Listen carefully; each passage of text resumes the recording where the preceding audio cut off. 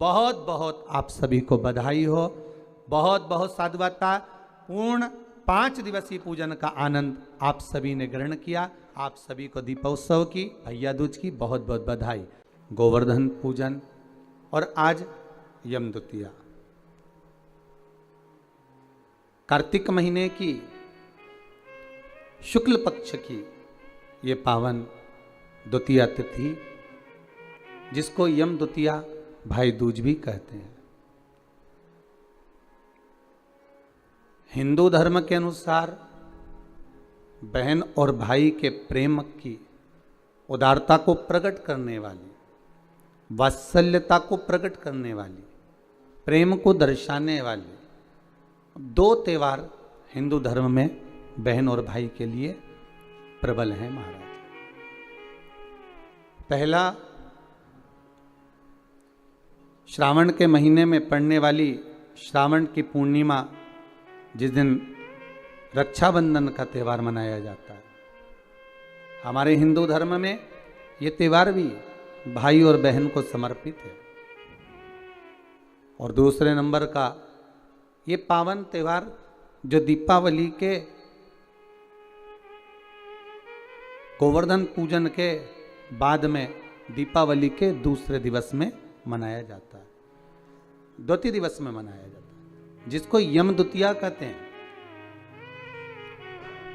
जो यम की कैद से छुड़ाने वाली है। बहन और भाई का संबंध क्या है? केवल एक यमुना मैया और यमराज से ही हमें सीखना नहीं है। हमें भगवान औघड़दानी, त्रिकालदर्शी, कैलाशी शिव और माता क्षिप्रिया से भी सीखना है।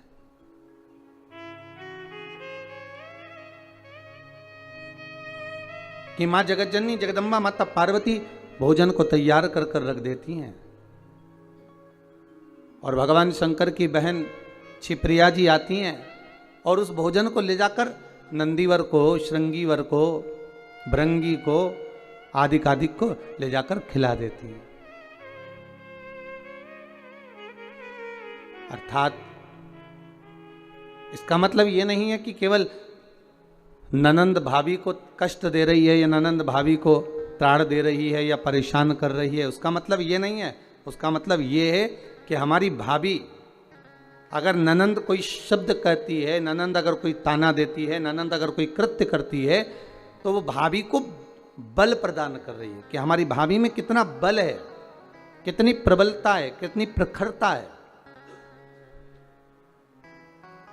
कि वो किस कार्य में माता जगतजननी जगदम्बा माता पार्वती भोजन बनाकर रखती और माता क्षिप्रिया आती और भोजन ले जाकर नंदी को दे देती। माँ फिर तैयार करके रखती, आती और भृंगी को दे देती। माँ फिर भोजन तैयार करती, वो उठाती और श्रृंगी को दे देती। वो बारंबार भोजन बना रही हैं और बार बार माता क्षिप्रिया आकर उसको उठाकर नंदी, भृंगी, श्रृंगी को दे देती है। अर्थात इसमें परीक्षा नहीं है, इसमें माता पार्वती को बल प्रदान करना।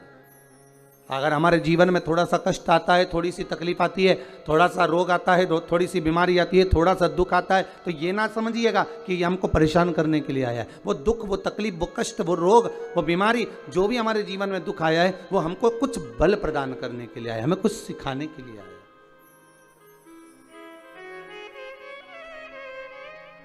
महाराज, संसार का कोई मानव, हमारे अपने संबंधी हो, रिश्तेदार हो, नातेदार हो, कुटुंब वाले हो, कबीले वाले हो, ये अगर हमको कुछ कह रहे हैं, हमको कुछ ताने दे रहे हैं, हमको अपशब्द कर रहे हैं या हमारे ऊपर कमेंट्स कर रहे हैं, हमारे ऊपर कुछ कह रहे हैं, तो ये हमको बल प्रदान कर रहे हैं, हमको सिखा रहे हैं।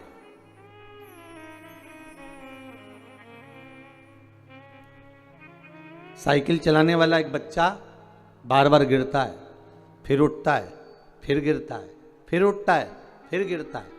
अब उसको अंदाजा लग जाता है कि मैं क्यों गिर रहा हूं, कारण क्या है, तो उस कारण को जानकर उस साइकिल को फिर वो धीरे से चलाने का प्रयास करता है। घर में जो ननंद होती हैं, भाभी से आत्मीय प्रेम होता है, ऐसा नहीं कि भाभी से द्वेष रहेगा, प्रेम भाव।